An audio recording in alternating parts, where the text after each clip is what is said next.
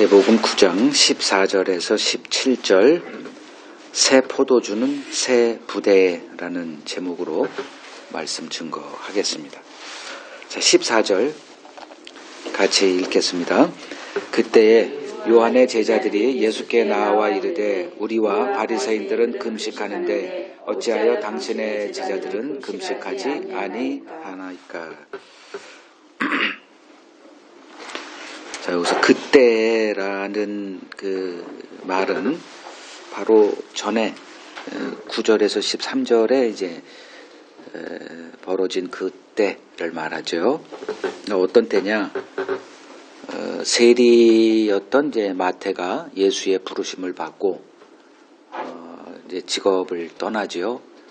모든 것을 또 버리고 주님의 부르심에 응하여 주의 제자로의 삶을 이제 살게 되면서 그 마태가 아마 주님의 부르심을 받은 사람들 가운데 유일하게 자기 집에서 예수를 위해서 이렇게 큰 잔치를 베푼 사람이 이제 마태입니다. 그때 마태가 그 자기 동료였던 그 세리들과 이제 뭐 창녀들 뭐 이런 사람들을 자기 집에 초대해서 뭐 세리들이 이제 좀 부유했잖아요. 그래서 그 많은 돈을 투자해서 많은 음식들 뭐 이런 것들을 준비했겠죠. 그래서 그때라고 하면 예수님께서 마태가 준비한 잔치에서 세리들과 음식을 즐기고 계실 때 이렇게 보시면 돼요. 그러니까 먹는 게 이렇게 나오죠. 그래서 금식이 나오는 겁니다. 이렇게 연결이 이렇게 돼 있어요. 그러니까 이것을 지켜본 요한의 세례 요한을 말해요. 그 세례 요한의 제자들이 이게 참 불편한 거예요. 그 배경이 지금 세례 요한의 제자들은 어떤 심정인지 좀 감이 오십니까? 세례 요한의 제자들, 즉 그들의 스승이 지금 어디에 있어요? 옥에 갇혀 있죠. 그 옥에 갇힌 그 사건이 마태복음 4장에 기록되어 있어요. 그러니까 그 좀 어느 정도 기간 동안 이 세례 요한의 제자들은 스승을 빼앗기고 자기 모셨던 그 스승이 옥에 갇혀 있단 말이에요. 그것도 굉장히 불편하죠. 그런데 예수는 거의 세례 요한에 의해서 이렇게 등장할 수 있는 모든 것들을 얻은 사람인데, 그러니까 그들의 제자들의 눈에 예수는 자기 스승 세례 요한의 빚을 진 사람인데 어떻게 저렇게 태연하게 먹고 즐길 수가 있지? 이게 이제 하나의 불만 요소였을 거라고 생각이 되죠. 그리고 이제 뭐 좀 주님이 어떤 액션을 취하지 않았어요. 아무 액션도 취하지 않았습니다. 그냥 자기 길 가는 거예요. 어떻게 저렇게 사람이 냉랭할 수가 있을까? 이런 복합적인 심정을 갖고 이들이 예수께 나와서 우리와 바리새인들은 금식하는데 어찌하여 당신의 제자들은 이 일을 이렇게 무시하고 생활하느냐, 이렇게 따진 거예요. 자, 우리는 금식하는데 여기서 이제 우리는 이게 아니라 바리새인까지 이렇게 같이 엮어서 얘기를 합니다. 그러니까 바리새인들을 엮은 이유는 그 당시 유대 사회에서 신앙의 규범을 가진 자들이 세례 요한이 아니라 바리새인이었기 때문에 이렇게 빙자한 거죠. 물타기 작전을 한 거예요. 우리와 바리새인들. 그럼 이제 우리들이 하는 것도 그 어떤 건지 모르지만 바리새인들이 하는 것과 같이 엮어서 이렇게 우리도 하니 우리는 틀리지 않았다 되죠. 자, 그러면 금식에 관한 내용을 조금 먼저 한 다음에 그 금식에 대한 것을 비화로 예수님이 다른 주제를 들이댑니다. 자, 하나님께서 이스라엘 백성들에게 금식을 요구한 적이 있어요, 없어요? 금식해라 이렇게. 여기 부부가 의견이 갈려요. 한 사람은 이렇게 하고 한 사람은 아니라 그러고. 자, 금식을 요구한 경우가 딱 한 번 있어요. 그 대속죄일 날. 그 하루 종일 금식하며 이제 그 규례를 따라서 뭘 이렇게 행하도록 그렇게 한 경우 외에는 하나님께서 그 어떤 경우도 금식을 규례화한 적은 없습니다. 자, 제가 언어를 썼죠. 규례화. 오늘 주제가 이 규례화된 어떤 것. 그게 바리새인 신앙의 핵심이었기 때문에 규례라는 용어를 좀 오늘은 자주 쓸 겁니다. 그러니까 하나님은 금식을 어떤 그 규례화된 것들이 있죠. 할례. 이건 무조건 해야 됩니다. 안식일 이것도 무조건 해야 돼요. 뭐 절기 이것도 뭐 예외가 없어요. 그냥 이스라엘 백성이면 해야 되는 것들이에요. 근데 금식은 그런 유냐? 아니라는 거죠. 그걸 먼저 분명히 해야 되고요. 그러면 구약에 뭐 신약이든 성경에 금식하는 경우가 종종치 않게 굉장히 많이 등장합니다. 그래서 그냥 일반적으로 신자들은 금식은 뭐 규례 아니야? 이런 생각을 하게 돼 있어요.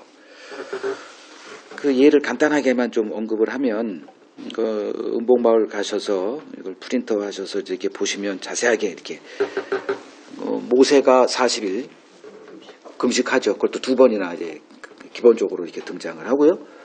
느헤미야 1장을 보게 되면 느헤미야가 이제 자기 동생이 예루살렘에 갔다가 왔을 때 예루살렘 소식을 전해 들었을 때 그가 옷을 찢고 수일 동안 금식하며 이제 하나님께 이스라엘 백성을 대신해서 회개하며 자기가 이런 일을 하고 싶은데 하나님 길을 열어주세요라는 그런 금식 기도하죠. 다니엘도 그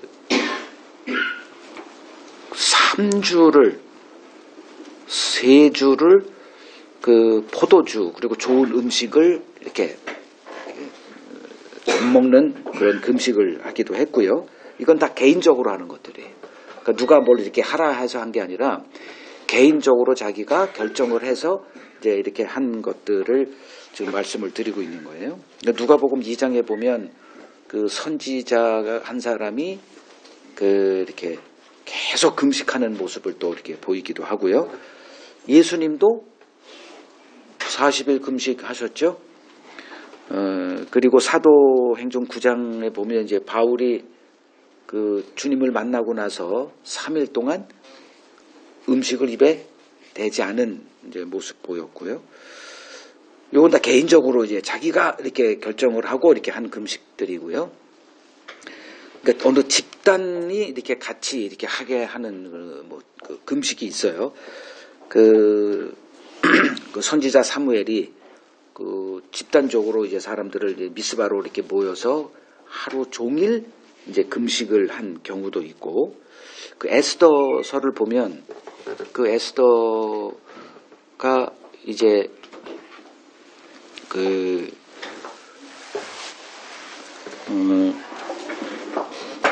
모르드게 그 삼촌 모르드게가 지금 우리가 이런 위기에 놓여 있는데 너는 뭐하니?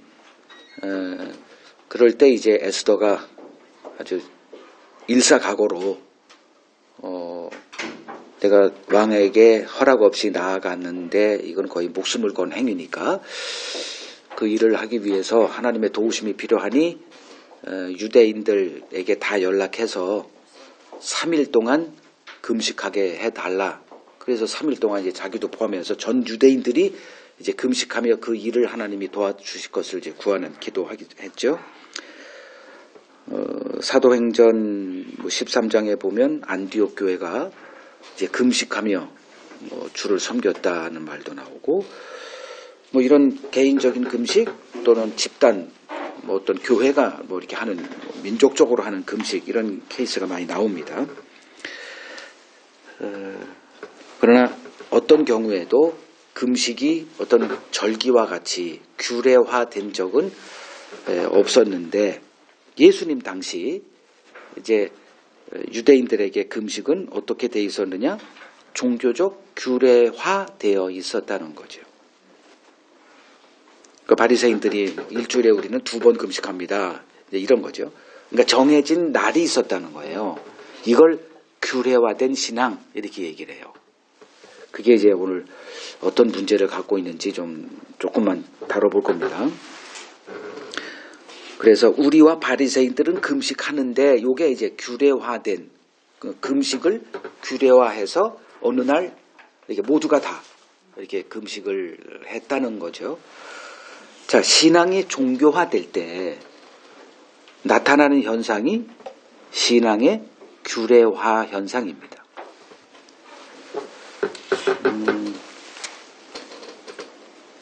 그러니까 규례화됐다. 그러니까 어느 날 이렇게 누구나 그냥 하는 거예요, 그냥. 이걸 전통이다. 혹은 문화적인 신앙 이렇게 돼 있죠. 그건 따질 필요도 없어요. 그냥 그날 오면 하는 거예요. 이제 그것이 어떤 문제를 갖고 있는지 골로새서 2장을 보겠습니다.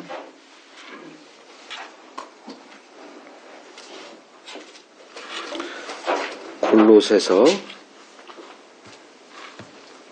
2장 20절을 보죠.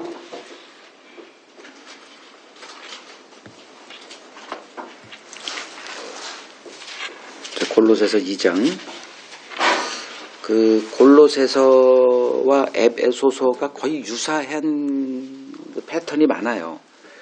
근데 이제 골로새서의 아주 그 특징 중에 하나가 요 2장을 다 이렇게 보시면 됩니다. 20절 보죠. 너희가 세상의 초등 학문에서 그리스도와 함께 죽었거늘. 그러니까 신자란 누구냐? 세상의 초등 학문에서 그리스도와 함께 죽은 자라고 말합니다. 근데 어찌하여 세상에 사는 것과 같이 규례에 순종하느냐. 그러니까 규례라고 할 때는 룰이라고 하죠, 보통. 관행. 좀 더 쉽게 표현하면 우리 이건 전통이야. 이런 것들이 있죠.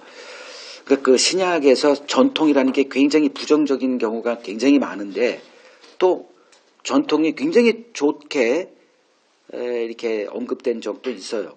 그러니까 바울이 어느 교회를 향하여 우리가 너희들에게 가르쳐준 그 전통을 따라 행하는 것을 보고 내가 굉장히 기뻐한다 이렇게 얘기하기도 합니다.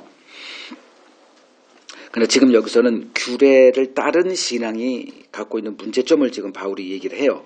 그러니까 골로새 교회에 이 규례를 따른 신앙을 주입시킨 자들이 있어요.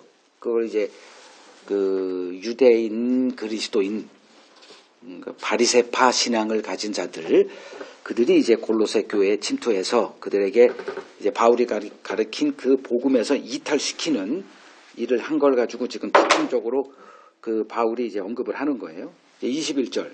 그러한 규례에 순종하는 것들을 붙잡지도 말고 맛보지도 말고 만지지도 말라. 엄청나게 강조합니다. 따르지도 말라. 이렇게 한 단어가 아니라 3단어로 강력하게 이 규례를 따르는 신앙이 얼마나 잘못될 것인가를 이제 강조해요. 22절. 이 모든 것은 한때 쓰이고는 없어지는 거야. 강조하고 사람의 명령과 가르침을 따르느냐 책망하는 거죠. 그러니까 규례를 따르는 게 뭐다? 사람의 명령과 사람의 가르침을 따르는 거라고 얘기를 해요. 제가 그 설교할 때 여러분들에게 이렇게 말씀을 나눌 때 내가 갖고 있는 어떤 그 생각이 있어요. 그래서 그거를 여러분들에게 말을 하면은 그게 바로 사람의 가르침, 사람의 교훈이 되죠. 이걸 여러분들이 분별할 줄 알아야 돼요. 목사님이 하시니까. 그러니까 어느 교회를 가든 그 교회에 규례가 있죠. 어느 교회든지 그게 있어요. 그러니까 독특함을 추구하잖아요. 그것이 바로 여기서 나오는 사람의 가르침이라는 건데 그거를 분별할 수 있는 사람이 얼마나 될까 저는 이제 의구심이 들긴 하죠. 교회 가면 당연히 하는 것들이에요. 그건 우리 교회는 이렇게 합니다. 속으로는 이제 군말 말고 따라와 이제 이게 되죠. 거기에 대해서 이렇게 이의 제기하는 사람은 거의 없을 거예요. 이제 중요한 얘기가 23절이죠. 이거 한번 같이 읽죠. 이런 것들은 자의적 숭배와 겸손과 몸을 괴롭게 하는 데는 지혜 있는 모양이나 오직 육체 따르는 것을 금하는 데는 조금도 유익이 없다. 자, 여기서 금식이 무엇인가에 대한 본질적인 그 힌트가 나오죠. 뭐겠어요? 금식은 육체를 따르는 것을 금하는 것. 요게 금식입니다. 그러니까 이것과 관계없는 나 밥을 안 먹어 해가지고 뭐 한 달을 뭐 금식한다든가 이거는 아무 의미가 없는 거죠. 근데 금식 행위를 우리는 보잖아요. 뭐 금식하면 떠오르는 게 밥 안 먹는 거, 음식을 입에 대지 않고 좀 힘든 거, 뭐 이런 생각을 하게 마련인데 그게 뭐가 문제인가? 여기서 이제 다 나오죠. 안 된다는 거예요, 그런 거로는. 그러니까 겉으로는 굉장히 멋있어 보여요. 저 사람 경건해. 하나님의 말씀대로 하는 것 같아. 근데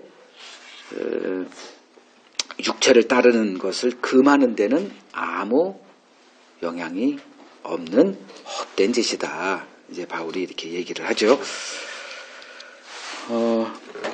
그러면 이제 금식에 관한 것만 좀 정리하고 가죠. 자, 금식은 어떻게 하는 거죠? 내가 내 상황에 내가 판단해서 하든 안 하든 하시면 됩니다. 그러니까 그 금식을 우리가 뭐 한다고 해서 우리가 같이 그래 같이 하자 뭐 그럴 수도 있어요. 집단으로 다 하는 경우도 꽤나 많으니까 그냥 본인이 판단하라는 거예요. 왜 하지 알아야 돼요. 기본적으로 금식이 뭐지 알아야 됩니다. 그러니까 남이 하니까 혹은 그리스도인이라면 뭐 기독교인이라면 누구나 하는 거니까 한다? 이게 바로 규례를 따르는 신앙이다. 이제 그걸 이렇게 계속 하다 보면 어떻게 되느냐? 그게 바로 죽은 신앙, 뭐 전통을 따른 신앙. 그냥 하는 거예요. 왜 해? 그러면 몰라. 다 하는 걸 뭘 그걸 물어? 이렇게 돼버립니다. 하나님이 그런 거를 아주 극도로 혐오하세요. 아무 생각도 없이 하는 거. 근데 우리들이 이제 일상적으로 하는 것들이 있잖아요. 뭐 주일 성수라든가 뭐 그것보다도 그냥 더 많이 하는 게 뭐겠어요? 습관적으로 하는 거. 식기도죠. 그러니까 식기도가 과하면 지나가다 아이스크림만 돼도 이거 입에다 댈 때마다 그것도 식기도로 할 수는 없으니까 눈을 감고 뭐 한다든가 이런 것들이 그냥 규례화된 신앙의 전형적인 모습이라 할 수 있습니다. 뭐 절기 같은 경우도 있죠. 그래서 신앙이 문화가 될 때 심각한 결과가 도래한다는 거 이제 알아야 됩니다. 이걸 성경은 이제 죽은 신앙이다 이렇게 말합니다. 자, 이 문제 가지고 이제 예수님께 이제 들이댄 거예요. 자, 예수님이 어떻게 반응을 보이셨는가? 15절 같이 읽겠습니다. 예수께서 그들에게 이르시되 혼인집 손님들이 신랑과 함께 있을 동안에 슬퍼할 수 있느냐? 그러나 신랑을 빼앗길 날이 이르리니 그때는 금식할 것이니라. 자, 금식할 때가 있다 이렇게 말해요. 근데 지금은 금식할 때냐 아니냐? 지금은 금식할 때가 아니라는 거죠. 그러니까 금식할 때 요렇게 요 두 번째 주제는 그걸 언제 금식해?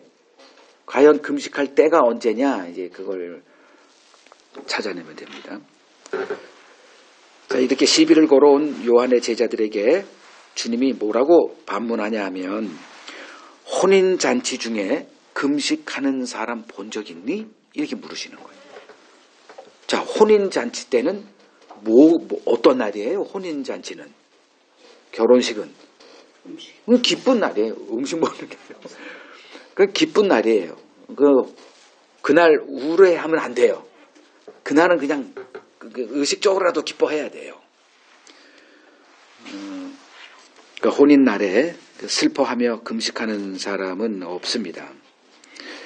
자, 이 말씀을 하실 때 이제 주님의 의도를 조금만 더 들어가 보면 이 세례 요한의 제자들에게 예수님의 영향력, 그들의 삶에 예수님은 어떤 분이었을까를 능히 짐작할 수 있게 됩니다. 그들에게 예수님은 그냥 그들은 예수를 어떤 사람으로 보고 있었을까? 그 과거 수많은 하나님이 보낸 선지자 중에 한 분이에요. 지금 그런 시각으로 이제 뭐 당신은 왜 이걸 안 해? 이제 이렇게 찾아온 거예요. 근데 예수님은 이 금식 논쟁에 대해서 아주 심각하게 얘기를 하세요. 하고 안 하고의 문제가 아니고 지금 금식할 때냐라고 이제 질문하거든요. 그리고선 혼인잔치 비유로 이렇게 얘기를 해요. 그러니까 우리가 예수를 상대하는 게 쉽지 않은 이유가 바로 그거예요. 예수님은 우리가 보지 못하는 것을 항상 그거로 이렇게 들이대요. 그러면 여기서 그냥 간단한 명제 하나 또 뽑아내죠. 신자는 예수님의 만남으로 자신의 삶에 어떤 큰 변곡점이 있는 자들이다. 그러니까 세상 역사를 어떻게 나누죠? BC와 AD로 나누죠. 그 중심에 뭐예요? 기준이. 예수 그리스도잖아요. 그러니까 세상 역사가 히스토리가 그래요. 그 BC와 AD로 이렇게 나눠지는 그런 어떤 이건 물론 이제 그것은 뭐 유럽에서 나온 거니까 유럽이 이제 기독교 국가고 뭐 이러한 선을 이게 그렇게 된 거죠. 그러니까 신자는 예수님의 만남 이전과 만남 이후로 나눠지는 자, 이게 아주 분명한 자들이에요. 그거를 혼인잔치로 얘기를 하죠. 자, 총각과 유부남. 그건 남자에게 선호가 되네.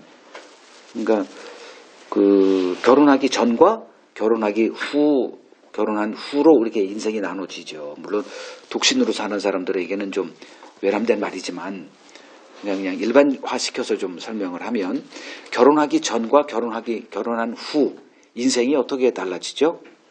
아주 확실하게 달라집니다. 예배 드리기 전에 우리 권사님하고 좀 그런 얘기를 좀 나눴는데 그 부부라는 것 이건 심각한 겁니다. 그러니까 결혼이라는 것도 이건 그냥 만만하게 그냥 남들 다 하니까 이거 했다가 큰 거 다칩니다.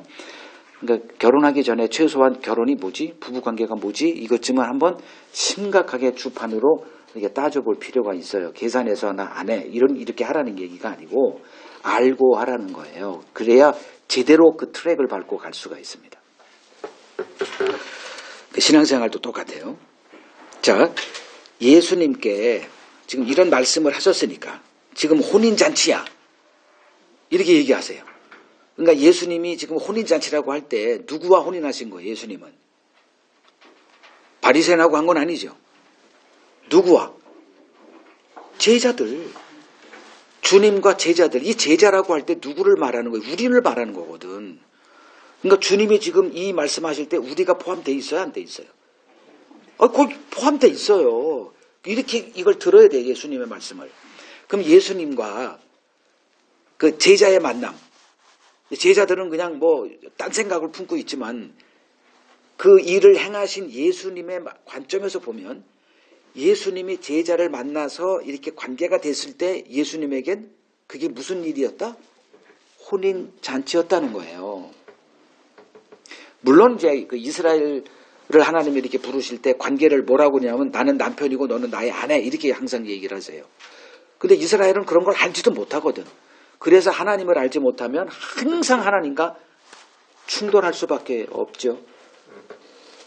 지금 예수님은 제자를 이렇게 불러서 이렇게 제자들과 같이 이렇게 관계를 맺어가는 거를 오늘 이 말씀을 보니 예수님은 지금 혼인잔치로 지금 보고 계시는 거예요. 근데 딴 사람이 와가지고 너희들은 왜 금식하지 않냐? 모르니까. 질문을 할 수 있죠.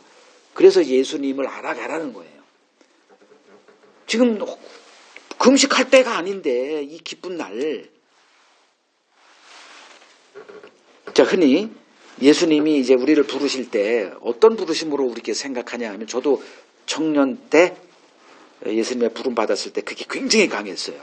어떤 일을 맡기신 부르심이다. 그러니까 사역 중심으로 이렇게 한 거죠. 물론 맞아요. 예수님이 우리를 부르심의 과정에 우리에게 어떤 일을 맡기시는 게 있어요. 근데 그건 한참 후의 거고, 예를 들어서 예수님이 제자를 처음 부르셨을 때 이제 뭐라고 하냐면 내가 너희를 사람을 낚는 어부, 이게 사역의 부르심이죠. 궁극적으로 그들은 사람을 낚는 어부로 되어져요. 근데 그거보다 본질적인 게 뭐냐면 부부관계라는 거예요. 그래서 신약에 보면 예수님과 그 교회를 부부관계 이렇게 얘기하죠. 그래서 한 몸 된 관계 이렇게 얘기를 합니다. 그러니까 예수님이 우리를 부르실 때 그 어떤 일을 맡기기 위한 일꾼으로의 부르심, 이건 조금 내려놓고, 물론 그거를 이제 우리가 가는 단계에 분명히 직면하게 되겠지만, 예수님이 우리를 부르실 때 뭔 부르심이냐? 이 혼인잔치로의 부르심이라는 거예요. 이걸 경험해 보지 못한 신자는 지금 심각한 문제가 있다는 거예요. 그 기쁨이 항상 유지가 돼야 되는 거예요. 그 기쁨이 없어. 그냥 일만 해. 그 일로 인해서 주님 앞에 그래서 주님께 칭찬 들을 이것만 갖고 있다? 이거는 병든 신앙이라는 거죠.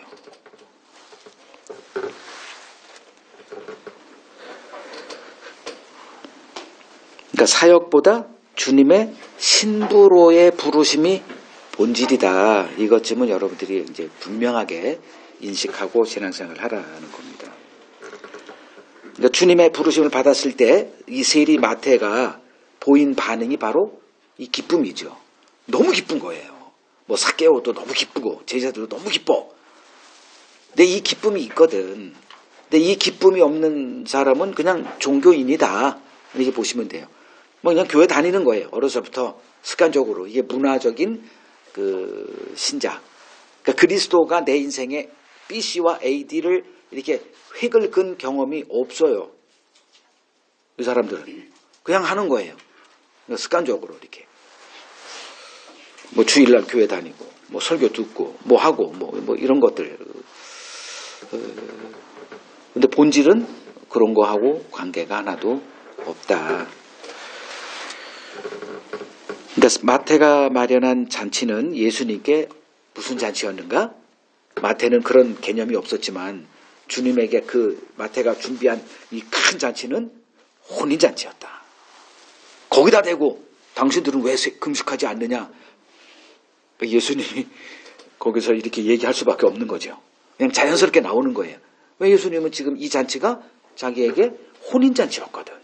우리는 모르지만. 그러면 이 혼인잔치 우리에겐 지금 좀 뜨뜻미지근하고 좀 뭐 그렇게 되겠지. 비유이고 뭐 이렇게 되지만 주님의 재림 때는 성경은 뭐라고 얘기를 해요? 계시록 19장 재림장이죠. 우리가 소망하는 게 이거예요. 리마인드 하자고요. 계시록 19장 7절 보세요.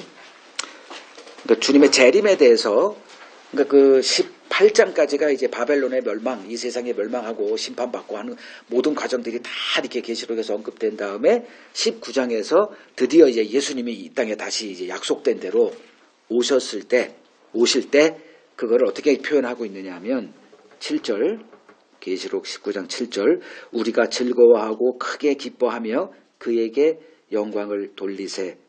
어린 양의 혼인 기약이 이르렀고 그 약속한 날 이르렀다. 이게 재림이에요. 그 다음에 진짜 우리에게 중요한 것, 그의 아내, 교회죠. 우리를 얘기하죠. 그의 아내가 자신을 뭐했다? 준비했다 이거죠. 그럼 요 구절만 가지고 우리들의 신앙, 그러니까 신자들의 삶을, 이 땅에서의 그 신자들의 삶을 이렇게 좀 요약 정리할 수 있죠. 이 땅에서 이렇게 살다가 주님이 찾아왔어. 그리고 예수님을 알게 됐어. 그리고 예수님을 영접했어. 그러면 뭐가 받은 거예요? 구원이 이루어진 거죠. 그러면 뭐 더 이상 이 땅에 살 이유가 뭐 있어요? 그냥 가면 되지. 근데 그게 되나요? 아니죠. 계속 남겨두죠. 그리고 뭘 이렇게 하게 하죠. 그게 바로 요거예요. 아내가 자신을 준비했다. 했다 요 말로 다 설명이 되는 거예요. 그럼 신앙생활은 뭐예요? 주님의 재림 때 있을 그 혼인잔치를 위해서 자신을 지금 준비하는 거죠. 주인공은 누구예요? 우리입니까? 예수님입니까? 예수님이 주인공이죠. 유대인들의 실패 원인이 자기가 주인공으로 알았어요. 이걸 포기하지 못했기 때문에 예수와 관계가 끊어진 거죠. 이걸 정확하게 이해를 해야 됩니다. 그러니까 신앙생활이란 뭐다? 마지막 주님이 오셨을 그날, 역사가 끝나는 날, 이 인간 역사의 그 모든 것들의 실체가 다 끝이 나고 거기서 하나님의 일의 실체가 드러나는 그날, 그게 바로 예수님이 재림하는 날이죠. 그날에 뭔 일이 있어? 혼인잔치가 벌어진대요. 그러면 그 혼인잔치 때 준비된 자와 준비되지 않은 자가 등장을 하겠죠. 그럼 지금 여러분들 삶을 한번 돌이켜 보십시오. 지금 그 준비하고 계시냐? 이 인식을 하고 지금 하루하루 먹고 살고 뭐 하고 있느냐? 그냥 내 삶에 벌어진 그 불행 속에서 함몰돼 가지고 죽고 살고 못 살고 뭐 그냥 그러지 말고 정확한 그림을 그리고 하라는 거예요. 그날에 주님 앞에 섰을 때 그 혼인잔치 중심은 예수님이에요. 그럼 예수님께 평가받을 준비하고 살아가느냐? 뭐 우리가 만든 어떤 신앙의 규례를 가지고 뭐 목사들이 하는 얘기, 뭐 전도를 많이 하고 뭐 선교도 많이 하고 헌금도 많이 하고 교회도 몇 개 세우고 뭐 이런 기준 말고 주님이 딱 보셨을 때 내 신부, 주님이 기뻐하는 그 신부로서의 지금 준비하고 있냐? 이걸 가슴에 새기십시오. 한순간 한순간 내가 지금 그 준비를 하며 살아가고 있는가? 자, 세례 요한 역시 그 예수님의 등장을 이 신랑으로 표현한 적이 있어요. 가보겠습니다. 요한복음 3장.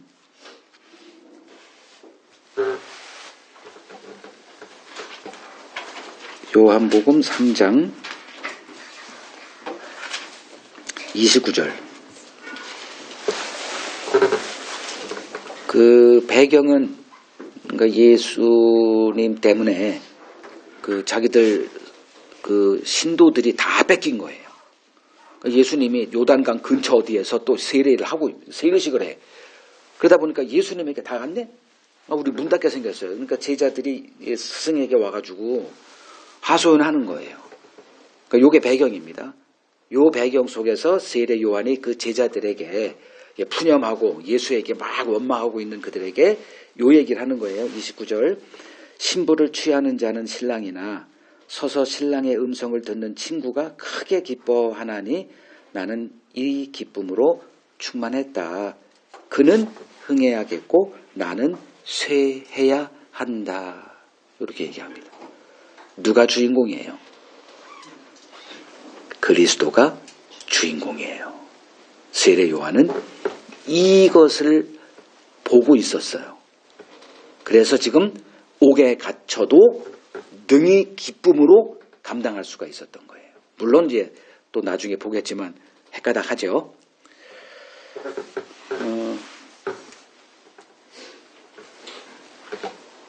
신앙의 본질은 신랑 대신 예수님을 알아가며 그분으로 인해서 기쁨을 누리는 것. 이 기준을 제가 들이댈 때 여러분 지금 그 기준에 서 있어요? 어때요? 그리스도 나의 신랑 되신 그분, 그러니까 이 세상에서 뭐 신부, 아내, 뭐 신랑 실망할 수 있죠.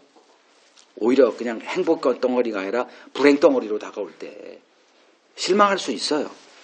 근데 그걸 다 초월한다니까. 이 주님으로 인한 기쁨은 우리 삶에서 우리가 흔히 겪는 그 불행이라고 하는 그거를 능히 초월해서 누려지는 기쁨이에요. 이걸 영적인 기쁨이다. 이건 육하고 아무 관계도 없어요. 이건 다른 기쁨이에요. 그래서 그리스도인들은 기본적으로 이 신비함 속에 살고 있는 자들이에요. 그러니까 눈에 보이는 이 세상에서 이게 좀 나와야 돼. 그러니까 이걸 표현하려니까 이게 인문학에 이게 좀 필요한 거예요. 그래서 목사들은 기본적으로 시적인 것을 이걸 할 수가 있어야 돼. 이걸 못하면 그냥 너무 딱딱해. 그러니까 여러분들의 이 기쁨을 어휘가 없으면 이 기쁨을 누릴 수가 없다니까요. 이게 좀 아쉽긴 하죠. 여러분들의 생각은 여러분들이 갖고 있는 그 어휘의 숫자에 비례해요. 그냥 즐거워, 기뻐, 미워, 뭐 이런 몇 가지 언어 가지고 이게 할 수 있는 게 아니라고요. 그래서 이제 성경 안에 들어가서 주님이 오셨을 때 그 주님의 오심으로 인해서 드러나는 이 교회, 초대교회 사람들의 이 기쁨, 이게 뭐지? 근데 그들의 삶은 아주 거의 생지옥이었거든. 근데 그걸 초월해서 누리는 그 기쁨이 뭐지? 자, 베드로 전서를 봅니다. 베드로 전서 1장 8절. 베드로 전서 1장 8절. 읽겠습니다. 예수를 너희가 보지 못하였으나 사랑하는도다. 이제도 보지 못하나 믿고 말할 수 없는 영광스러운 즐거움으로 기뻐하니 믿음의 결국 곧 영혼의 구원을 받음이라. 자, 요 배경 좀 보시면 6절 같은 경우 너희가 이제 여러 가지 시험으로 말미암아 잠깐 근심하게 되지 않을 수 없으나 오히려 크게 기뻐한다. 그러니까 삶의 현실은 기쁨이에요? 괴로움이에요? 예수 믿는 것은 이 땅 현실에서는 괴로움이에요. 우리가 지금 겪는 괴로움하고 비할 수 없는 거죠. 여기서는 아주 박해를 받아야 했으니까. 그러니까 그 이유가 그거예요. 이럼에도 불구하고 이 기쁨을 누리는 자들이다. 그리스도인들 이걸 보여주기 위해서 아주 큰 박해와 괴로움이 이들에겐 아주 상수였었거든. 우리가 대하는 이 신약 성경은 지금이야 예수 믿는다고 왜 가짜 예수를 믿는데 뭔 고난이 있어요. 행복하면 행복했지. 근데 이들은 진짜 예수를 믿었거든. 그것이 뭐냐? 믿음의 결국 영혼의 구원. 영혼의 구원이라는 개념이 그냥 천국 가는 개념이 아니에요. 하나님과 원수된 관계가 예수의 그 죽음으로 인해서 하나님과 화목한 자로 바뀌었다는 이 기쁨이 그들에게는 이게 하늘에 속한 기쁨이거든. 그 기쁨을 얘기하는 거예요. 여러 가지 시험들, 환난 이런 것들로 말미암아 근심하게 되지 않을 수 없으나 오히려 크게 기뻐한다. 그리고 8절에 예수를 만난 적도 없어요. 얼굴 본 적도 없어 이 사람들. 그러나 이제도 보지 못하나 믿고 말할 수 없는 영광스러운 즐거움으로 기뻐했다. 이게 그냥 상수예요. 어떤 특별한 어떤 누구에게 해당되는 게 아니라 모든 그리스도인들에게 다 해당되는 건데 지금 오늘날 우리들에게 이 기쁨이 있느냐? 제가 볼 때는 없는 것 같아요. 그러면 믿음이 심각하다 이거죠. 그냥 딴 기쁨이에요. 교회가 기쁨이 있죠. 교회 세웠을 때 그 큰 잔치 벌인다거나 자기들의 기도 제목이 이루어졌을 때 잔치를 벌이고 음식 사고 서로 기쁨을 나누고 하는 것들. 이건 성경이 말하는 기쁨하고 아무 관계도 없습니다. 그냥 뭔가 지금 완전히 착각 속에 있는 거예요. 그러면서 신자라고 우겨. 그리고 죽으면 천국 입성 잔치라고 해가지고 그냥 우겨대. 그냥 이건 기독교가 아니죠.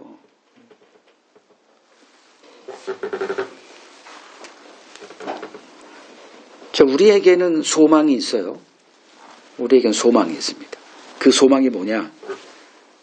예수님이 다시 오실 때 그 예정된 혼인잔치에서 그 예수님 앞에 섰을 때 그 준비된 신부로서 그리스도의 신부로서 내 몸을 주님 앞에 이렇게 시연하는 거죠. 그러니까 결혼식도 그런 거 있죠. 신부가 이렇게 아주 단장을 하죠. 신랑 단장도 하긴 하지만 그건 얘기할 것도 아니고 저는 그냥 화장품 좀 몇 개 뿌린 거예요. 아마 저 같은 사람만 남자가 존재한다면 화장품 가게는 다 문 닫았을 거예요. 저는 1년에 지금까지 화장품을 쓴 게 한 두세 병밖에 없어요. 그러니까 뿌리는 향수. 화장품 몇 개 놨어? 여기도 2개라네. 자, 그러면 예수님을 우리의 신랑으로 이렇게 묘사하는 이유가 뭘까요?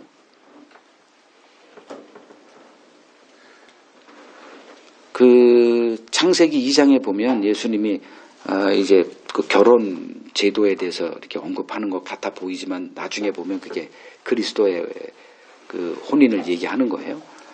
부모를 떠나 한 몸이 되라, 이런 얘기가 나와요. 이게 이제 그 에베소서 5장에 그대로 나오거든요. 그걸 그대로 인용함으로써 교회와 그리스도의 관계에 대해서 얘기를 해요. 그러면 그 교회가 그리스도의 신부고 교회의 그 신랑 예수를 이라고 얘기하는 이유는 한 몸 때문에 그래요. 한 몸. 한 몸이 되는 거예요. 그걸 로마서 6장에서는 예수와 연합됐다. 뭐와 연합돼? 예수의 죽음과 연합됐다. 이렇게 얘기를 합니다. 그러니까 예수의 죽음과 연합됐다가 뭐예요? 예수의 죽음에 우리가 같이 참여해서 예수의 죽음은 뭐죠? 죄에 대한 하나님의 심판이죠.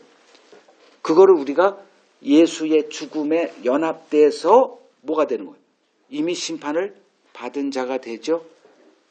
그래서 심판과 아무 상관이 없는 자로 존재하는 자들을 그리스도의 신부 이렇게 얘기하는 거예요. 이게 우리들의 본질입니다. 뭐 이 세상에서 가난하게 살든 어떤 뭐 누구를 만나서 불행하든 뭐 어떤 사건을 당해가지고 불구자가 되든 뭐 그런 문제를 다 초월한 그건 이 땅에서 겪는 거고 이 땅의 역사가 다 소멸되고 이제 하나님이 새 역사를 우리에게 들이댔을 때는 남는 거는 그리스도와 신부된 관계만 남습니다. 이 은혜를 우리가 이제 받은 자들이라는 거예요.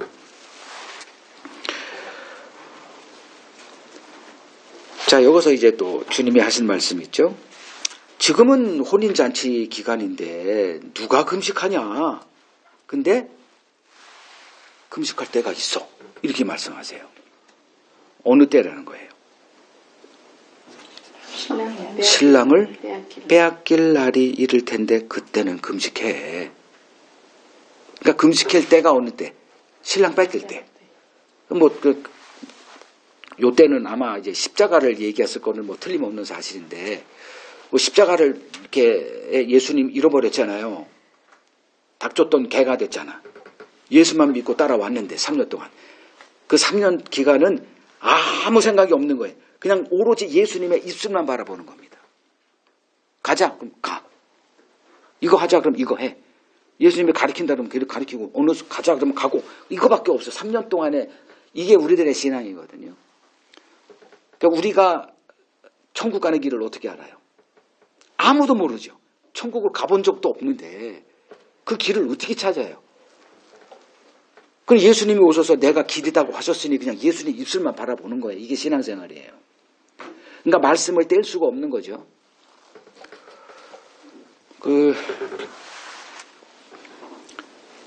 갑자기 예수님이 이제 체포되고 그냥 그 다음날 죽어버렸어요. 그러니까 제자들이 난리가 난 거죠. 그때 제자들이 금식했어요? 아니에요. 그냥 무서워서 감옥 그냥 자기들 방에 숨고 있을 뿐이에요. 그러니까 이 금식이 그걸 얘기하는 건 아니다. 그러면 신랑을 빼앗겼을 때라는 이 말이 무슨 말이냐? 이렇게 보시면 됩니다. 예수님과의 첫사랑을 잃어버렸을 때.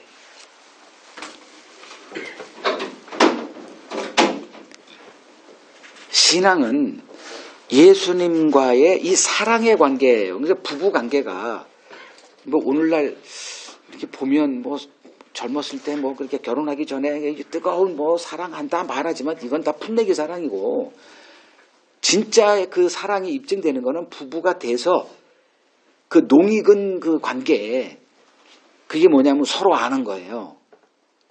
그러니까 서로를 알아가는 관계. 저는 제 아내를 어느 정도 알아요. 다 안다고는 할 수가 없지. 그러니까 유심히 보거든요, 제 아내를. 내 모든 지혜를 동원해서 내 아내가 어떤 사람인가를 이렇게 알아갑니다. 그리고 거기에 맞춰요. 그리고 예전에는 그거 별로 안 좋았는데 알고 났더니 다 이해가 돼. 그러니까 저한테 이렇게 툭 던지는 말도 이 사람을 알고 났더니 그게 그냥 귀여워. 당신도 나를 그렇게 봐? 다 귀여워 그냥. 응.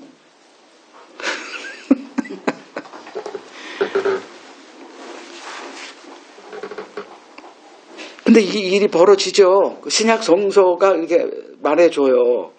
그래서 갈라디아 그 서가 존재하는 이유예요. 떠나가더라. 금방 떠나가더라. 그것도 예수님의 사랑에서 금방 떠나가더라. 그러니까 이게 인간이라는 거예요.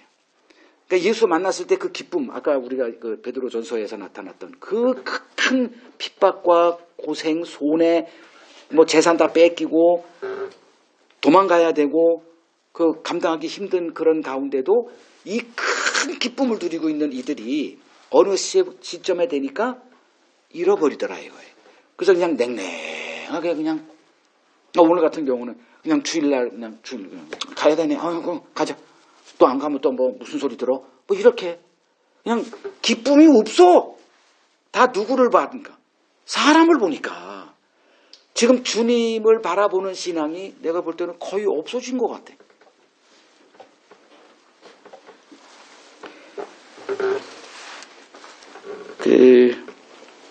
그런 교회가 대표적으로 이제 에베소 교회죠. 그 계시록 2장을 봅니다. 어떤 일이 벌어졌느냐. 얼마 되지도 않았어요.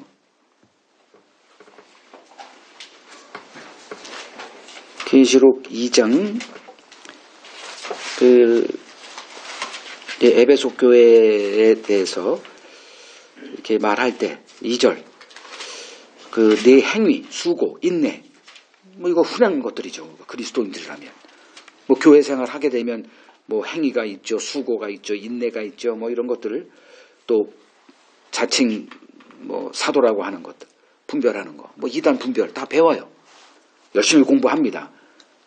뭐 행사 같은 것도 있고 선교 대회도 있고 전도 대회, 총동원 주인 뭐 온갖 거 다 해요.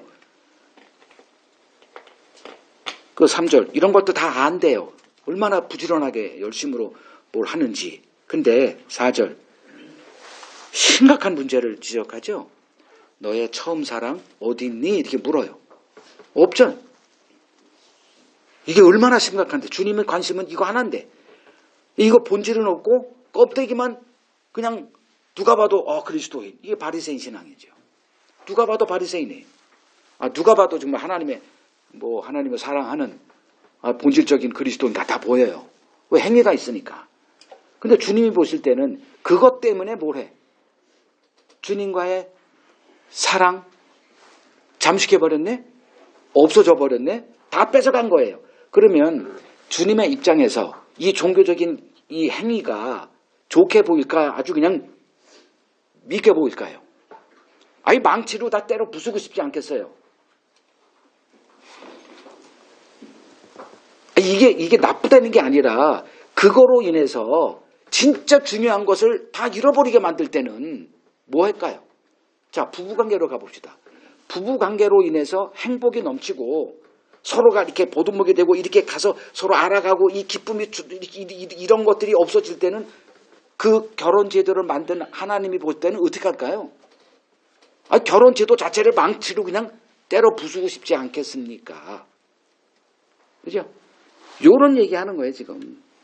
그래서 5절 어디서 떨어졌는지 생각하고 회개하여. 이 회개가 뭐예요? 이게 금식이에요. 본질로 찾아가라. 이제 이게 금식이에요. 밥 먹는 거 안 먹어. 그래가지고 자기 자랑하지 말고 그 쓸데없는 짓 하지 말고 본질이 뭐냐? 이걸 금식이에요. 금식이란 뭐냐? 주님의 뜻의 그 본질된 그 주님의 뜻으로 돌아가는 거. 이건 우리가 잘 못하거든 항상. 우리는 언제나 그 이 행위를 가지고 자기 중심적인 신앙생활을 해요. 이걸 어린아이다 이렇게 얘기해요. 그냥 나 40일 금식기래서 나 교회 뭐 이렇게 헌금을 해가지고 우리 교회가 뭐 3천억짜리 교회 예배당을 이렇게 멋지게 줬어. 이걸 다 애들 짓이거든. 애들이 사랑을 알아요? 애들은 부모가 내가 원하는 거 줄 때만 좋아해 부모 이거예요. 이게 무슨 사랑입니까? 응석이지. 응석 부리는 거지. 어른이나 애들이나 다 애들 짓 하고 있다 인간은. 그만큼 우리는 영적인 일에는 그냥 캄캄하다. 또 하나 있죠. 3장 계시록 3장 라오디게아 교회입니다. 3장 17절을 가보세요. 이 교회의 문제가 뭐냐. 내가 말하기를 나는 부자라 부요하여 부족한 것이 없다 이렇게 얘기를 합니다. 그러니까 부요해요. 자, 여기서 부요함은 그리스도로 인한 부요함이에요. 그리스도로 인해서 그리스도 안에서는 완전히 가난한 거죠. 하나도 없어. 그 첫사랑이고 뭐고 아무것도 없어. 뭐로 부여해? 그냥 예수님의 이름으로 불러가지고 서로 모여가지고 뭐 한 거예요? 부요함을 챙긴 거예요. 이 육적인 부요함. 오늘날 기독교가 그렇잖아요. 기독교는 부요층을 대변하고 있는 기독 종교라니까요. 세상 어디를 가도 똑같아. 가난한데 이렇게 가서 기독교 뭐 선교사들이 가서 복음을 전하면 어느 쪽으로 가냐 하면은 다 이제 부요함으로 나아가요. 미국을 따라가자 이렇게. 뭐 한국 목사들 선교 많이 하죠. 뭘 들고 가는지 아세요? 50년 전에 제일 빈국이었던 우리나라가 복음 때문에 지금 강대국은 최는 아니어도 10대 강국 뭐 이런 얘기를 하니까 사람들이 그냥 말씀만 하세요. 나 그대로 따라 할게요. 아주 열광적으로 환영받습니다. 이게 라오디게아 교회라니까. 그래서 어떤 결과가 나왔어요. 20절. 예수님이 안에 모셔져 있어요. 쫓겨져 있어요. 쫓겨져 있잖아요. 기독교 역사 가운데 예수님이 교회에 환영받아가지고 대접받은 적은 단 한 번도 없었습니다. 언제나 예수님은 밖에 내쫓겨가지고 좀 사정하고 들어갈게 이렇게 이런 일의 반복이에요. 지금도 마찬가지고. 그러면 누가 예수님을 영접해서 그 혼인잔치를 누리는 장가가 지금 이제 마지막 본문으로 볼 거예요. 하나만 더 보죠.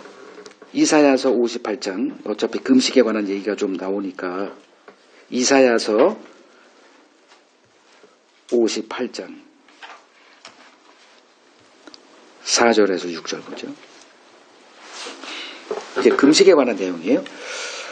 그러니까 그 당시 이스라엘 사람들, 뭐 이사야 시대니까 이건 뭐 유대 사람들이죠. 금식이 하나의 규례가 돼 있었어요. 그 당시에도. 보라, 너희가 금식하면서 논쟁하며 다투며 악한 주먹으로 치는도다. 너희가 오늘 금식하는 것은 너희의 목소리를 상달하게 하려는 것이 아니니라. 이것이 내가 어찌 기뻐하는 금식이 되겠으며 이것이 어찌 사람이 자기의 마음을 괴롭게 하는 날이 되겠느냐. 자, 금식이라고 정해놓고 난리를 쳐요. 어떤 사람은 30일 금식, 40일 금식, 뭐 서로 자기 경건함을 드러내기 위해서 정말 용쓰고 있는데 정작 그걸 보고 계시는 하나님은 그걸 금식으로 인정합니까? 안 합니까? 뭐 하고 있니? 이렇게 물어요. 그리고 6절, 내가 기뻐하는 금식. 이게 나오죠.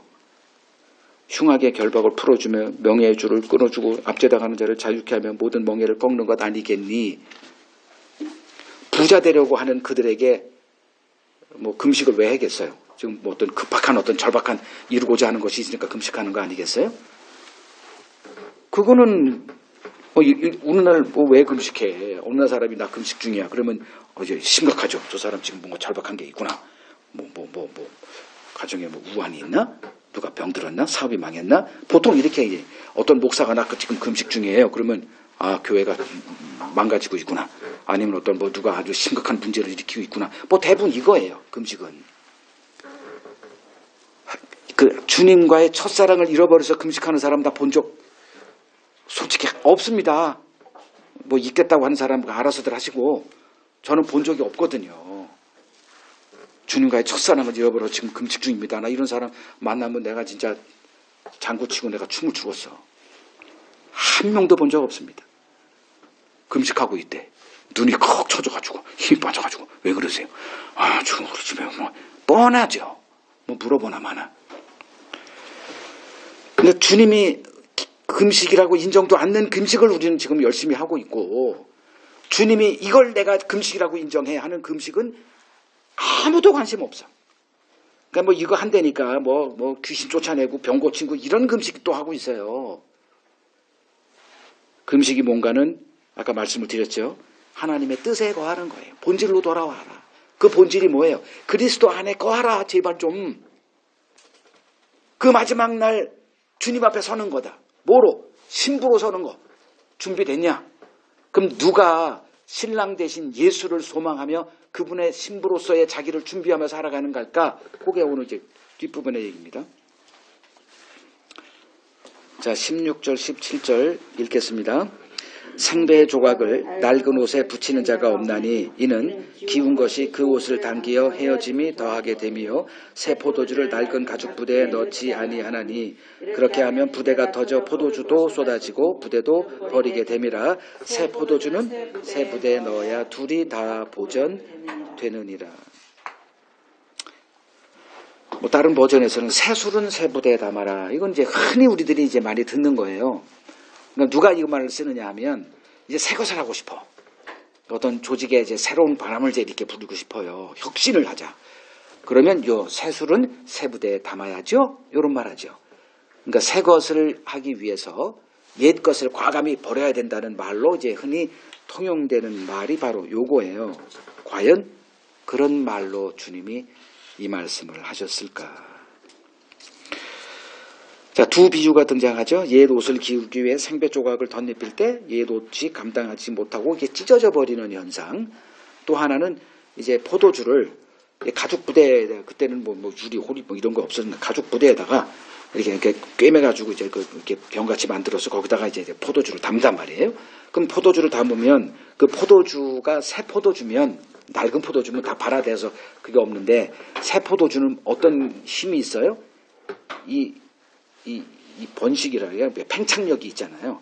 그러니까 팽창력이 꼭 그 밀가루에 그 이스트를 집어넣으면 한두 시간이면 이렇게 이모는 손오배의 크기로 이렇게 부풀어 오르는 그 팽창력이 이렇게 있거든. 그러니까 발효된 식품에는 다 이 팽창력이 있잖아요. 그럼 옛 가죽 부대는 새 포도주의 이 강력한 팽창력을 이기지 못해가지고 푹 찢어져가지고 가죽 부대도 찢어지고 담았던 포도주 그 아까운 것도 다 날려보내. 요 얘기를 한 다음에 그래서 새 포도주는 새 부대에 담아야지. 시작은 어디서 나온 거예요? 너희는 왜 금식 안 해? 그러니까 주님은 아이고 본질 얘기해 줄게. 나 지금 혼인잔치 중이거든. 누가 혼인잔치에 금식하니? 나 지금 혼인잔치인데 좀 딴 얘기 좀 하지 마. 이거 좀 즐기자. 근데 즐기는 사람도 없는데 뭐 얘기해봤자 뭔 소용이 있겠냐마는.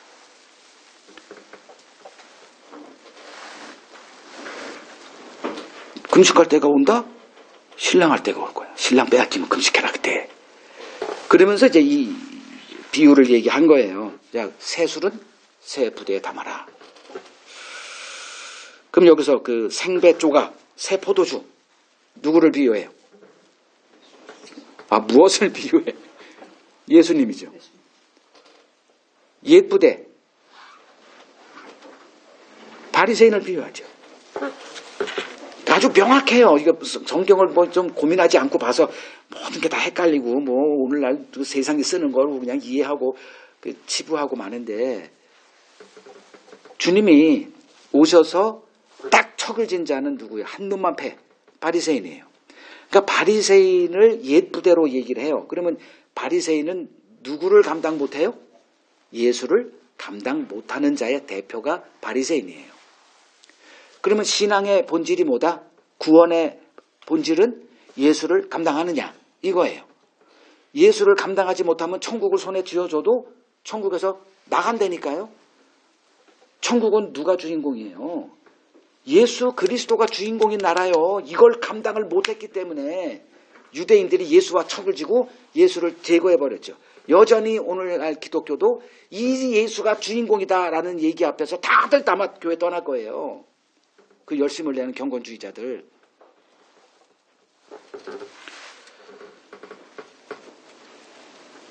오늘 뭐 이 설교의 주제는 이거예요. 여러분 예수님 지금 감당할 준비하고 계시냐 이걸 묻는 거예요. 이거 묻고 싶은 거예요 지금.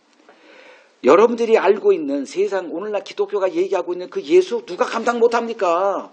나를 위해서 모든 걸 다 해준다는데 그럼 누가 그 감당 못하기 무슨 소리지도 이해도 못해요 제 설교. 지금 여러분들에게 제가 지금 질문을 던지는 거 던지고 싶은 거는 뭐냐면 지금 여러분 그 예수를 감당할 준비하고 있냐 이거예요. 그냥 그 세상이 만들어낸 그 가짜 예수 너무 좋죠. 그 예수 누가 거부해요. 병도 고쳐주지. 그 예수 잘만 믿으면 가정이 다 우화가 뭐다 불화가 다 깨지고 행복해진다 그러지. 사업도 잘 되게 해준다 그러지. 죽을 병도 고쳐준다 그러지. 죽어서 천국 보내준다 그러지. 그 지금 예수를 누가 감당 못해요. 바리새인들이 문제가 뭐예요? 예수 감당 못했다는 거 아니에요. 그들이 소망하고 있던 천국 알고 봤더니 예수가 주인공이네. 그래서 천국을 거부한 거죠.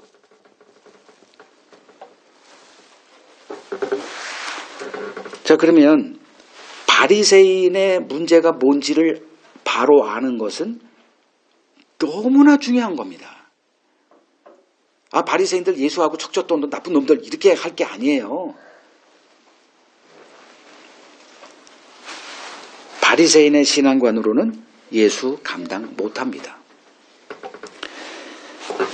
자 바리새인의 신앙관은 한마디로 뭐로 이렇게 얘기할 것 같아요? 한번 요약해 보죠. 바리새인의 신앙의 핵심 행위. 하도 수도 없이 들어가지고 뭐 냉랭하지 말아줬으면 좋겠어요. 왜냐하면 우리는 그 길 가는 존재니까. 가만히 내버려 두면 우리는 어디를 따라간다? 바리새인의 신앙으로 그대로 따라갈 수밖에 없어요. 그래서 신약에 아주 그냥 바리새인으로 꽉 뭉쳐놨어요. 사복음서에만 그런 게 아니라 이 바리새인의 신학이 바울이 복음의 눈이 열려가지고 복음 전파하는 자들가 돼서 전 곳곳을 돌아다니면서 세운 교회마다 이 바리새 신학이 다시 들어와서 다 뭉개놨거든. 그 2000년 교회 역사가 그거예요. 오늘날도 뭐 성경에서 바리새인은 나쁜 놈들이니까 다 바리새인 따라가지 맙시다. 외식하지 맙시다 하고 있지만 뭘 따라가? 다 그대로 따라가고 있거든. 여기가 우리의 싸움 대척점이에요. 그러니까 바리새인 신앙의 결과는 어떤 거다? 그 신앙을 따라가면 어디에 서 있어요? 자기 자랑으로 서 있죠. 행위는 항상 입이 근질근질해서 못 견뎌. 제가 섬겼던 그 목사님도 진짜 권사님도 아시죠? 그분의 습관이 있죠. 회의를 하든 모임이 있든 항상 뭘 들이대요? 기억나시는지 모르지만 항상 자기 수첩을 이렇게 그 습관이요. 이거 봐라 이렇게. 그리고 자기가 얼마나 바쁘게 살아가는지 그냥 색깔 노란색, 빨간색 그냥 그 총천연색의 그 자기 인생이 얼마나 여러분보다 한 4-5배나 더 살아. 응? 이렇게 살았다? 이렇게 살았다. 그러면 이제 어떻게 해야 돼? 그때 나 부목사였는데. 이거 해줘야 되거든 리액션을. 그래야 월급이 나오잖아.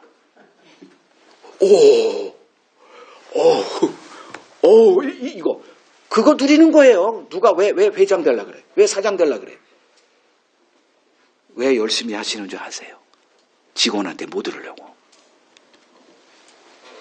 그게 신앙에 그대로 나오거든요. 바리새인의 신앙은 그 결국이 뭐다? 예수를 대체해버리는 거예요. 이게 위험하다는 거예요. 내 이름, 내가 한 거, 이걸 못 놔요, 인간은. 아무리 이거 성경을 공부해도 행위로 나아가는 이 신앙으로 나아가는 순간에 뭐가 나오냐? 예수를 밀어낼 수밖에 없거든. 지금 예수 없으면 좋아요. 자기가 드러나고. 뭐 잠깐 예수 찬양하고 결국은 나를 드러내게 돼 있거든. 지금이야 문제 없죠. 근데 마지막 날 주님은 뭐만 봐? 나 사랑하니? 내 신부로 준비됐니? 이거 하나만 묻거든. 다 탈락이야, 다 탈락. 아이, 그래도 뭐 그렇게 말하지 마세요라고 얘기할 거예요 아마. 나 포기 안 해. 난 나쁜 놈으로 하고 다 떨어져 나가도 상관없어요.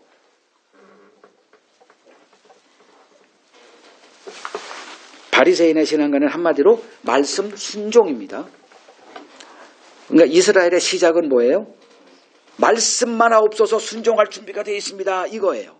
이게 바리새인 신앙의 모토예요. 무엇이든 말씀만 하세요. 순종하겠습니다. 이게 뭐다? 낡은 가죽 부대 신앙이에요. 예수님이 그걸 기대하는 것 같죠? 여러분들에게 순종하는 것을 이렇게, 그래서 순종하는 자가 되면, 사람 달라졌네. 이렇게 생각이 들죠? 이게 바리새인 신학이라니까. 그러니까 사람들이 제 설교 듣고, 저 사람 위험한 사람이네. 이거 교회 다 문 닫겠네. 이해돼요. 모든 교회가 다 문을 닫았으면 좋겠어. 그 말씀만 하옵소서 무엇이든 행하겠습니다. 요 구절을 내가 어디서 따왔냐면 출애굽기 19장 8절입니다. 그것만 적어놓고 나중에 보세요. 모세가 산에서 하나님의 율법을 받아옵니다. 그걸 딱 얘기하자 이 사람들이 말씀만 하옵소서 우리가 온전히 순종하겠습니다. 요렇게 답했거든. 요게 그대로 이어지는 거예요. 모르는 거죠. 하나님의 뜻이 무엇인지 모르는 거예요. 그러니까 기독교는 바리새인의 신앙관을 떠난 적이 거의 없습니다. 그러니까 500년 전에 그 유럽에서 이제 그 독일에서 시작이 됐죠. 그 종교 개혁으로 잠시 은혜의 복음으로 이렇게 돌아간 적이 잠시 있었지만 또 갈라디아 교회로 돌아갔습니다. 그만큼 인간은 자기 의를 절대 포기 못합니다. 왜? 그 존재거든. 하나님을 버리고 내가 하나님이 되고자 했을 때 이미 자기 자랑으로 이렇게 똘똘 뭉쳐진 인간은 이 길을 떠날 수가 없죠. 자, 우리가 행함으로 나아가려는 순간 십자가의 원수 자리로 가게 된다는 것을 정확하게 인식했으면 좋겠습니다. 행함을 고집할 때 예수는 잃어버리게 된다. 왜냐하면 행함은 반드시 자기 자랑으로 나아가게 되기 때문에 은혜를 잃어버리게 돼 있어요. 하나님은 은혜로 우리를 가둬두십니다. 그게 그리스도 안에서 모든 것을 통일하려는 하나님의 뜻이에요. 은혜에서 벗어나는 순간 하나님은 원수로 규정을 합니다. 신자가 뭐 살인죄, 간음죄, 뭐 횡령으로 해가지고 나라를 절단나게 했다, 일본에다가 나라를 갖다 바쳤다, 비할 수 없는 죄가 뭐냐 하면 은혜 잊어버린 죄라는 것쯤은 여러분 기억하십시오. 주님의 첫사랑에서 떠났다? 이거는 하나님에게는 이건 심각한 게 경고음이에요. 근데 우리는 대수롭지도 않죠.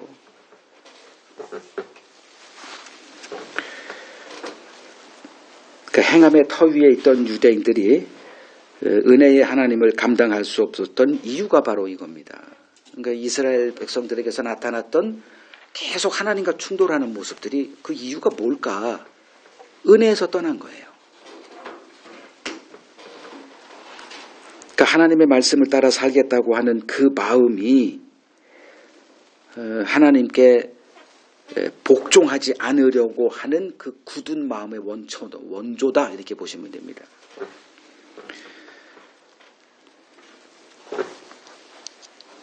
호세아 10장 보겠습니다. 호세아 10장 12절.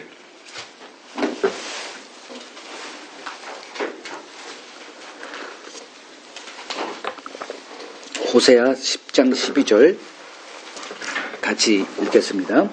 너희가 자기를 위하여 공의를 심고 인애를 거두라. 너희 묵은 땅을 기영하라. 지금이 곧 여호와를 찾을 때니 마침내 여호와께서 오사 공의를 빛처럼 너희에게 내리시리라. 여기서 이제 공의라고 할 때는 그냥 의로 이렇게 바꿔서 읽어도 아무 상관없어요. 제가 보니까. 자, 묵은 땅을 기경하라 이렇게 합니다.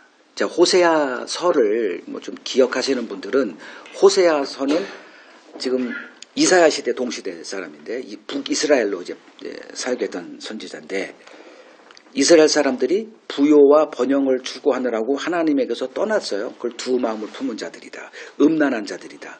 그래서 호세아서 1장부터는 이제 뭐가 나오냐면 초장부터 더 이상 나는 너희를 나의 백성 삼지 않겠다 선언해요. 더 이상 너희들에게 긍휼을 베풀지 않겠다. 이거는 사형 선고거든요. 그래서 결국 이제 호세아 선지자의 얼마 후에 이제 나라가 아수르에 의해서 이제 멸망을 당하고 이렇게 되는데 이제 문제는 뭐냐면 선지자들이 와서 그러니까 북이스라엘의 선지자들이 엄청나게 하나님을 보냈어요. 그 유명한 엘리야, 엘리사 다 북이스라엘 사람들이에요. 거기서 사역했던 사람들. 그 사람들이 엄청나게 와서 말씀을 전했는데 말씀이 들릴까 안 들릴까? 왜 그래요? 여기 답 나왔죠. 12절에. 땅이 어떻게 됐어요? 묵은 땅이 됐어요. 그 묵은 땅을 기경하래요. 그래야 뭐가 되니까? 주님이 오셔서 한 비유 중에 하나가 씨 뿌리는 비유를 하셨죠. 그러니까 농부가 씨를 뿌리러 밖에 나가죠. 근데 여기다 이제 포대에다가 씨앗을 이렇게 담아가지고 이렇게 뿌리는데 어디다 뿌려? 처음에. 여기다 하면 또 여긴 줄 알고 또 이쪽부터 할까? 마른 땅에 뿌려. 이렇게 가다 보면 이렇게 거기다 뿌려지잖아요. 마른 땅이라는 게 뭐예요? 사람들이 밟아가지고 딱딱하게 된 거예요. 말씀이 들어가 안 들어가? 그냥 텅텅 그냥 듣는 형식만 있는 거예요. 그 다음에 또 어디도 뿌렸더니 어디요? 돌짝밭. 들어. 근데 그 안에 다 뭐가 돼 있어? 흙으로 이렇게 돼 있는 게 아니라 그냥 돌로 가득해. 그러니까 말씀을 듣고 깨달아서 잠깐 기뻐했다가 쫙 돌아보고. 그 냄비신앙이라고 그러던가. 또 하나는 저쪽 갑시다. 저쪽. 가시떨기요. 그 안에 세상 향락. 그냥 세상이 너무 좋은 거야. 그러니까 뿌리를 내리지 못하고 그냥 말라비틀어 죽어버렸네. 그러니까 열매채로 여기도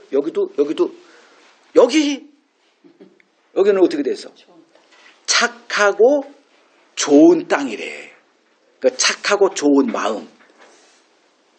거기는 떨어졌더니 뭐가 돼? 열매가 30배, 60배? 그냥 상상을 초월하는 열매가 나와요. 문제는 뭐냐? 우리의 마음이 이걸 뭐 어떻게 설명을 해야 돼? 묵은 딱딱딱 해가지고 하나님의 말씀이 들려야 그 말씀 속에서 하나님의 일을 보고 이런 거지. 그 기쁨이 이렇게 내 안에서 계속 머물러 있는 거죠. 왜냐하면 현실에 그 기쁨은 없거든. 삶 속에서 어디서만 있어?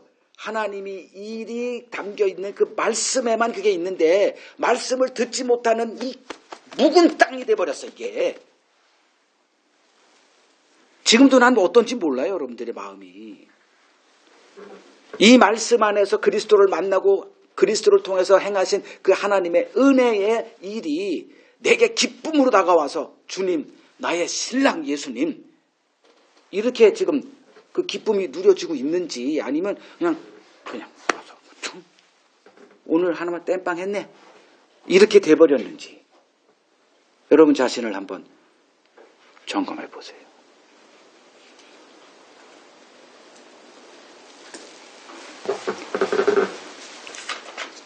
하나님의 은혜로 오신 그리스도 바리새인들은 감당하는 게 아니라 아예 내쫓아버렸다니까. 내가 자랑거리인데 예수가 자랑거리야. 예수가 천국의 주인공이야. 못 견디는 거예요. 천국은 어떤 곳인지 바로 그려야 목적지를 바로 알아야 내가 이민 갈 곳 나라가 어떤 나라인지를 알고 갈지 말지 결정하십시오. 가겠다고 한다면 바로 준비하시고요.